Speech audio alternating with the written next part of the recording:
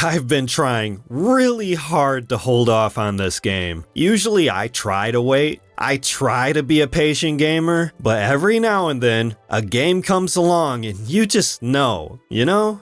I've been in my backlog catching up with all of those fivers because I couldn't help myself. I just had to buy 15 damn games at a time during those big Steam sales. But now that game prices are raising yet again, I've learned to appreciate the backlog. That cluttered room, that sink full of dishes, and whatever other metaphor I used to attach to the backlog is now like a gamer's paradise. I will never buy an $80 game. I don't care if GTA 6 is the greatest game ever made, it could be using the most advanced simulation tech on earth and you can still kiss my ass for $80. That's why I'm genuinely surprised by Expedition 33.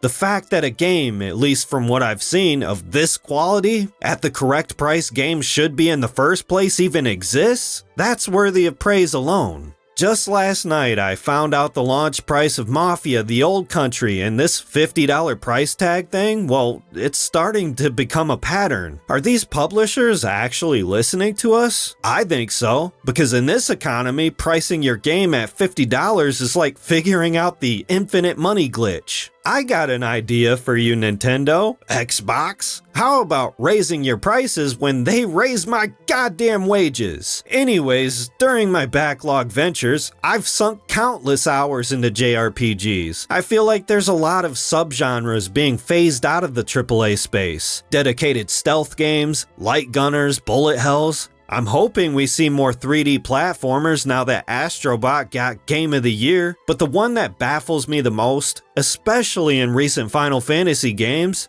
is, well, just games with turn-based combat. 33 looks like what I've only been seeing from indies over the past few years. But outside of those indies, you're not gonna believe the games I've been experiencing in my backlog because my FOMO-fueled impulsive-ass buying habits keep on landing me here. I ended up playing the Final Fantasy Pixel Remasters 1 through 5. I still haven't started 6 yet. I played through Golden Sun. I still need to finish the second game or second half of Golden Sun depending on how you look at it. I finished Dragon Quest XI with a whopping 120 hours. That game was massive, and that was just the main story. The game just keeps on going after the credits roll. Also, can we admit this? Can we admit that Sylvando's gay ass is the best party member in all of JRPGs? These games, they end up sticking with me long after I've played them. It makes me think of games like Pokemon, the biggest media franchise in the world, bigger than Star Wars, bigger than Marvel. Pokemon always had a turn-based combat system, so the fact that companies like Square Enix want to shift away from that for a more action-based style, like turn-based can't work in modern games, it confuses me. X33 looks like something we've been needing in the AAA space. And yeah, I know it's not AAA, but that presentation is impressive. Like Lost Odyssey and FFX before it. Xenoblade Chronicles, that was another massive game I played. It took me nearly 100 hours to finish that game. I know it's not technically turn-based, but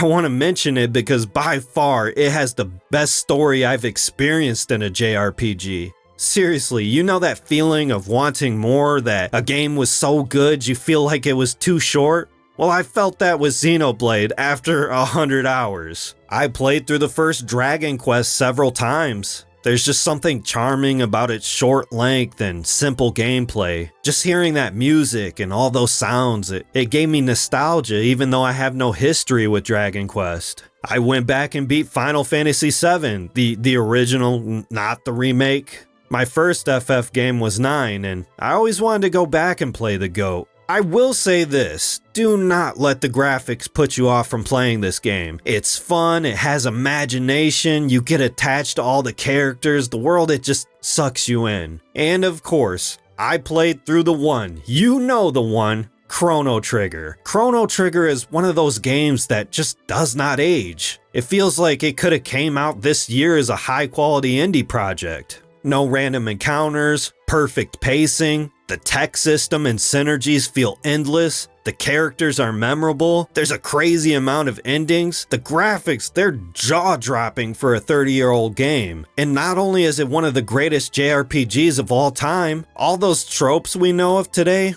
some of them began with this game. Chrono Trigger is even responsible for New Game Plus, something we see in RPGs to this day. It's a top 5 game for me, and that's hands down. It's that good. I am so glad I experienced this game. My backlog feels like a museum at this point. As much as I want to play Clair Obscur, would I be disrespecting the history that inspired it by not giving these games my time? I look at it like this. If I'm voting with my wallet saying fuck these $80 games, I should be giving that same energy towards supporting publishers giving us games like this one at $50. I know I said I wasn't going to buy new games, but this just feels right to me. Or maybe I'm still an impulsive dumbass and I'm just in denial. I have too many JRPGs already though. Final Fantasy X, the Zodiac Age, FF8 and 13, as well as 6, I haven't beaten them yet. And even though people called it a hallway simulator, I still got pretty far in 13 and I still enjoyed my time with it. I just have a habit of not finishing games, that's all. I still have Blue Dragon in my backlog. Lost Odyssey, I own that back on the 360 and I never made it past the 3rd disc. Monster Hunter Stories 1 and 2, those are looking like my next Pokemon fix. The oldest game in my backlog as of right now is Bravely Default, and I bought that one on my 3DS like 10 years ago. And these are the games that I actually purchased. If we add in all the games that can be emulated, I'd have my hands full for the rest of my life. What's one more game? Come on, guys. I'm totally not a consumer pig with a burning hole in my back pocket. I promise. There is one more conversation to be had on this game.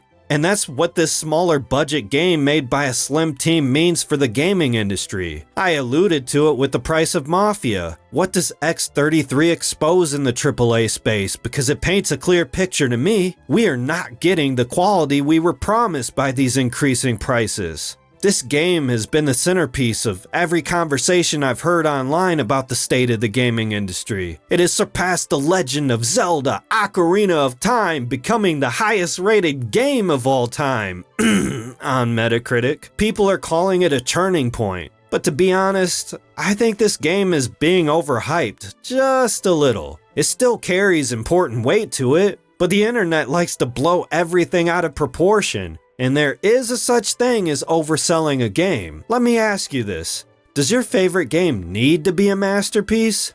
Does it need to push the boundaries of the industry or shake the entire earth for it to be a great game? I'm not here to say anything negative about X33. If anything, the overwhelming praise this game is getting sheds a light way too blinding for me to avoid. Now, I don't think Clair Obscur is the catalyst for some shift. I think a shift has been happening for many years with the growth of indies. Would you even want a masterpiece the whole world just loves and critics shower with glowing reviews? Wouldn't you rather have a great game that feels like it was specifically tailored to what you enjoy? This is the type of game I think Clair Obscur actually is. But again, just like the internet always does, it likes to blow everything out of proportion. Some of my favorite games of all time were just great games. That's all they were. Not masterpieces, not games that needed 1,000 sequels, just great games. It's not that they weren't amazing games, but because I was part of a smaller audience that enjoyed them. From what I've seen, Clair Obscur is a game made for JRPG fans in the same way Space Marine 2 is a game made for throwback shooter fans from the 360 era. It's the same reason Schedule 1, an indie game developed by a single person with close to zero marketing, outsold Assassin's Creed Shadows, which, now that I'm thinking of it, that doesn't seem like it's really hard to do. A lot of games are outselling Assassin's Creed Shadows. It's your Hollow Knights and your Balatros. It's a game made for a specific audience. The reason why massive AAA games have been feeling so stale. Games shouldn't be made for everyone. Games should be made for the people who will enjoy that style of game. Clair Obscur is not some anomaly, but it is an example of what we used to get from the AA market all the time. It's even something we used to see from AAA 20 years ago. It simply found a gap in the market that wasn't being filled, and it plugged that gap. Instead of trying to cater to absolutely everyone, it seems like they made a game they wanted to make for the people who would enjoy it. Not every game is for every person, nor should it be. They chose to make a game that's great for a smaller audience, rather than making a game that's mediocre for a large audience. The problem with AAA is that massive budgets are being thrown at making these games that appeal to as many people as possible and then having big names attached to them. And a game for everyone is a game for no one. That's your modern audience, in case you were wondering. The truth is, the gaming market is so big now that everyone can be accommodated. If Expedition 33 is exposing anything in the gaming industry, it's this: that trying to appeal to everyone isn't a clear path to success. Ever wonder why your favorite franchises feel like they're losing their identities? Apparently, giving players a game that they want to play is profitable. If you've been watching my channel for a while now, you know I'm not a big fan of Breath of the Wild. I loved my time with it, for sure, I'll admit that. I think it has one of the most well-crafted worlds in a video game. But I don't think it's a well-crafted Legend of Zelda game. When you think of The Legend of Zelda, what's the first thing that comes to mind? Puzzle box dungeons filled with linear rooms that get progressively more complex and labyrinthian as you delve deeper? Item-based progression that, over the span of your adventure, becomes Link's Batman-like tool belt. A coming-of-age story where the hero of time isn't just saving Hyrule but protecting everyone he cares about back home. There's a certain design language these games follow. And what does this have to do with Clair Obscur? It has everything to do with Clair Obscur. The entire reason I'm so excited to play this game when I finally get to it, even though it's already out, is because it looks like what Square Enix refuses to give me: a modern turn-based JRPG. It pisses me off every time a franchise I love gets rebooted. There's no telling when a game like Expedition 33 will come along and give me something that I actually want to play. And before you throw my opinion away because I haven't played it yet, listen. I don't have to sample every goddamn game to see if it's something I would enjoy or not. I can watch gameplay videos and reviews from people I trust. I can see for myself if this is a game I would enjoy or not. Just like I seen gameplay of Dragon Age the Veilguard and knew that game was shit before any of the drama around it, you know, with the top surgery scars and DEI bullshit. And just like Breath of the Wild, I didn't like the new God of War. They took a style of game I enjoyed and a character I resonated with, and they shat all over it just so they could cast a wider net. And I didn't even think it was a bad game. It's great, actually. The voice acting is top tier. It just oozes with high quality. That wasn't the problem, though. The problem was, it wasn't a God of War game. So forgive me, Sony, for wanting to play a God of War game. It felt like to me, Sony didn't think the hack and slash formula was going to be as successful as The Last of Us, so they built off the success of that game and just slapped the God of War label on it. It's why you see so many complaints about the pacing, all the forced narrative, the over-the-shoulder cinematic action motif. I played the original 2 God of Wars plus the PSP titles. I haven't played 3 or Ascension yet. But when I did play those games, that character was Kratos. This new Kratos felt like Joel connecting with Ellie again, but with God of War painted over it. I didn't ask for crafting mechanics. I didn't ask for forced walking sections with exposition dumps. The Leviathan axe, it would have been a cool sub-weapon like in the old games, but it doesn't replace the Blades of Chaos. I felt the same way about Assassin's Creed going the direction of RPGs and adding all the fantasy bullshit to it that broke its own lore. I thought Origins was great, I spent a lot of time in it, but it wasn't trying to be Assassin's Creed. It was trying to imitate The Witcher 3 instead of the gameplay it had already established. It wasn't being iterative, it wasn't evolving. Ubisoft wasn't listening to their audience, refining the parkour and social stealth systems and toning down all the bloated maps like I would have wanted as a fan. No, they were blatantly pocket-watching CD Projekt Red.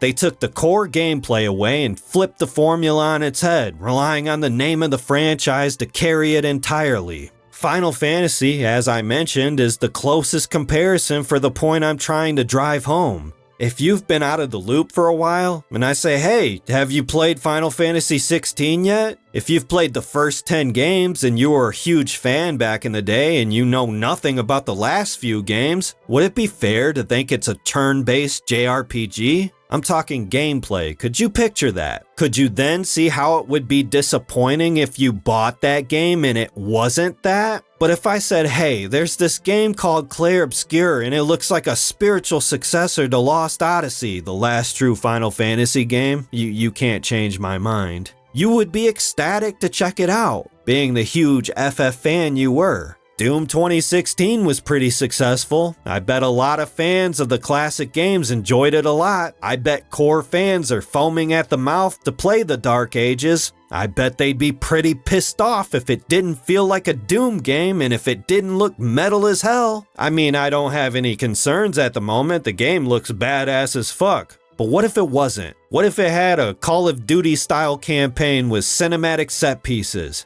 You bet your ass people would be raising hell, and that's my one shitty pun for the video. Same with Devil May Cry and Monster Hunter Wilds. Same with Elden Ring. I'm a huge Souls fan. To be honest, I'm not really excited for Night Rain, and I don't even remember the name of the Switch 2 exclusive, Something Bloods. My point is this. When you play these games, there's a certain level of expectation, especially within established IPs. I don't think Expedition 33 is some anomaly or some instant classic, but it does look like a game that I would genuinely enjoy. And seriously, I'm really thinking about buying this game. I might buy this game right after this video. People have no idea. We used to get games like this all the time before the franchise factories started straying away from their niches and dumping these safe, metaphorically smooth edges hot off the assembly lines. I feel like 33 is getting the praise it's getting because it's a game that fans of the genre can enjoy instead of being some Frankenstein of 50 different watered down gameplay mechanics piled on top of a popular brand like so many other games nowadays.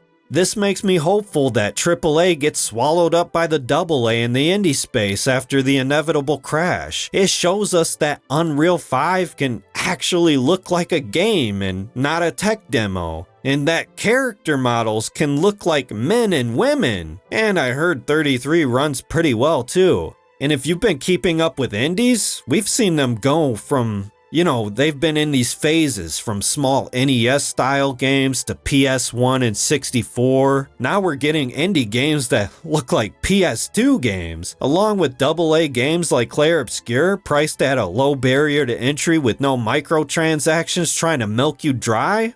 This is a time to be alive. Talk to me in the comments.